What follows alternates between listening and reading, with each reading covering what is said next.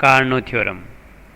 First Carnot theorem हमें ये बताती है कि दो इंजन जिसमें एक रिवर्सिबल हो, एक इरिवर्सिबल इंजन हो, और वो सेम टेम्परेचर लिमिट्स मीन्स दोनों के लिए सोर्स का टेम्परेचर सेम है और दोनों के लिए सिंक का टेम्परेचर भी सेम है, तो रिवर्सिबल इंजन की एफिशिएंसी इरिवर्सिबल इंजन से ज़्यादा होगी। मीन्स किसी और इंजन की एफिशिएंसी रिवर्सिबल इंजन से ज़्यादा नहीं हो सकती यदि दोनों इंजन्स के लिए सोर्स और सिंक के टेम्परेचर की जो वैल्यू है वो दोनों के सिचुएशन में सेम है। मीन्स दोनों के लिए सिंक का टेम्परेचर दोनों का समान है, इसी प्रकार दोनों के लिए जो सोर्स का टेम्परेचर है वो भी दोनों के लिए समान है। कार्नो थ्योरम सेकंड हमें ये बताती है कि जितने भी रिवर्सिबल इंजन है यदि वो टेम्परेचर की सेम लिमिट्स मीन्स दोनों के लिए सोर्स का टेम्परेचर भी सेम है और सिंक का टेम्परेचर भी सेम है तो उनकी एफिशिएंसी समान होगी, चाहे उनमें वर्किंग सब्सटेंस कुछ भी हो, किसी भी प्रकार का हो। इस प्रकार हम कह सकते हैं कि रिवर्सिबल इंजन की जो एफिशिएंसी है वो वर्किंग सब्सटेंस के नेचर पे डिपेंड नहीं करती है। हम यहाँ पर एक इरिवर्सिबल इंजन कंसिडर कर रहे हैं जो Q1 हीट सोर्स से ले रहा है, W वर्क कर रहा है, तो जो बची हीट उसके पास में Q1 माइनस W वो सिंक को दे रहा है। इरिवर्सिबल इंजन की एफिशिएंसी जो है वो W अपॉन Q1 होगी, क्योंकि W वर्क हो गया, Q1 इसने हीट एब्जॉर्ब की है। ये इक्वेशन हम इसको फर्स्ट कर रहे हैं। एक दूसरा इंजन कंसिडर करते हैं जो रिवर्सिबल इंजन है, वो भी इन सेम टेम्परेचर पे काम कर रहा है। मीन्स दोनों के लिए सोर्स का टेम्परेचर सेम हो गया और दोनों के लिए सिंक का टेम्परेचर सेम हो गया। ये Q1 डैश हीट जो है वो अब्जॉर्ब कर रहा है सोर्स से और वर्क W ही कर रहा है सेम, और बची हुई हीट जो है वो Q1 डैश माइनस W जो है वो सिंक को दे देता है। इस प्रकार इस इंजन की जो एफिशिएंसी है वो हमारे पास हो जाएगी W अपॉन Q1 डैश। अब हम थ्योरम की बात करें तो थ्योरम कहती है कि रिवर्सिबल इंजन की एफिशिएंसी जो है हमेशा ही दूसरे जितने भी इंजन है वो इरिवर्सिबल इंजन है उन सबसे ज़्यादा होती है।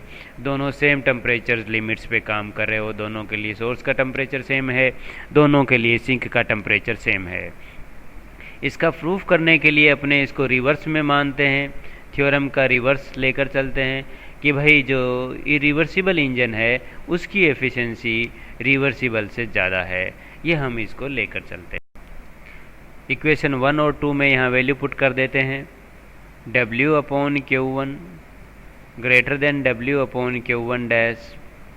रीअरेंज करें, इसको सोल्व करें तो हमारे पास ये वैल्यू आती है Q1 dash is greater than Q1, या हम ये कह सकते हैं Q1 dash minus Q1 equal to हमारे पास पॉजिटिव मिलेगा, क्योंकि Q1 डैश की वैल्यू जो है वो Q1 से अधिक है। अब दोनों इंजन को एक बेल्ट से कपल कर देते हैं जो डायग्राम में दिखाया गया है। तो इसमें रिवर्सिबल इंजन जो है वो रिवर्स साइकिल में चलने लगता है, मीन्स वो रेफ्रिजरेटर का काम करना शुरू कर देता है, और जो हमारे पास इंजन है इरिवर्सिबल वो W वर्क करता है। वो संपूर्ण वर्क जो है वो मिल जाता है रिवर्सिबल इंजन को जो अब रेफ्रिजरेटर की तरह काम कर रहा है।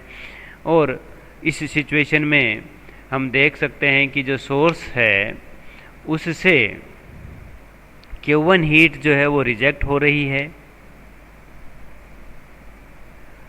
और Q1 डैश जो हीट है वो उसको एक्सेप्ट हो रही है, उसको रिसीव हो रही है। इसी प्रकार सिंक की बात करें तो सिंक से जो है वो Q1 dash minus W heat जो है वो उसमें से रिजेक्ट हो रही है और Q1 माइनस W जो हीट है वो उसको एक्सेप्ट हो रही है। ये सिंक की बात हो गई और ये बात हो गई सोर्स की।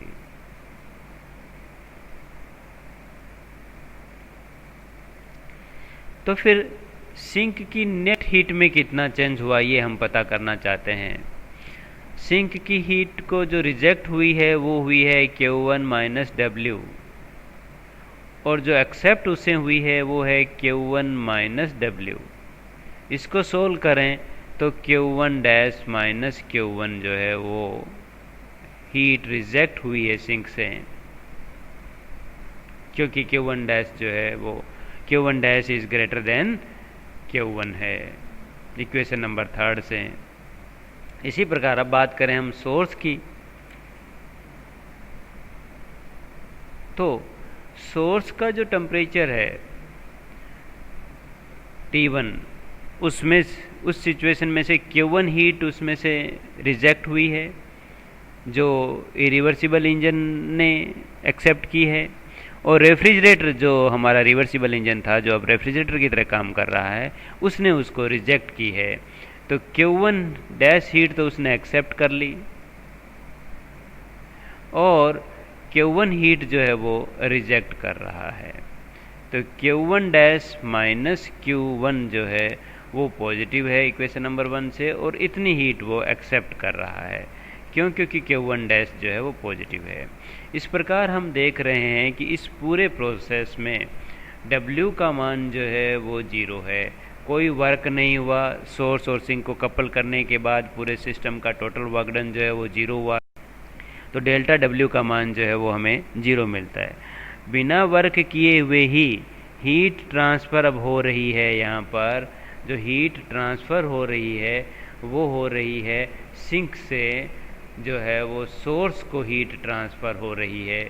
इस प्रकार जो है ये सेकंड लॉ ऑफ थर्मोडायनेमिक्स का जो क्लासिस का स्टेटमेंट है उसके अनुसार हीट अपने आप ही जो है वो लो टेम्परेचर वाले ऑब्जेक्ट से हाई टेम्परेचर वाले ऑब्जेक्ट की तरफ ट्रांसफ़र नहीं हो सकती, जबकि इस सिचुएशन में जो है वो ट्रांसफ़र हो रही है। इस प्रकार हम कह सकते हैं कि जो हमने स्टार्ट में कंसिडर किया था कि भाई जो इरिवर्सिबल इंजन है उसकी एफिशिएंसी रिवर्सिबल इंजन से ज़्यादा होती है, वो सही नहीं था। इस प्रकार जो हमने कंसिडर किया है कि रिवर्सिबल इंजन की एफिशिएंसी इरिवर्सिबल से कम होती है, जो सही नहीं है।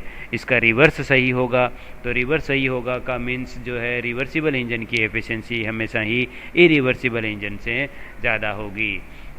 सेकंड कार्नो थ्योरम को प्रूव करने के लिए हम 2 रिवर्सिबल इंजन लेते हैं, एक का R है और दूसरा R डैश है। दोनों ही रिवर्सिबल इंजन है, दोनों के लिए सोर्स का टेम्परेचर समान है और दोनों के लिए ही सिंक का टेम्परेचर समान है, लेकिन दोनों में वर्किंग सब्सटेंस अलग अलग हैं।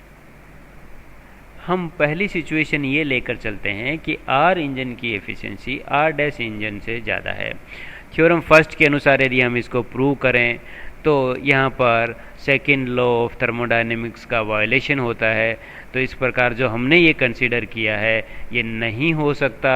इसका मतलब हम ये कह सकते हैं R इंजन की एफिशिएंसी जो है वो R डैश इंजन की एफिशिएंसी से ज़्यादा नहीं हो सकती।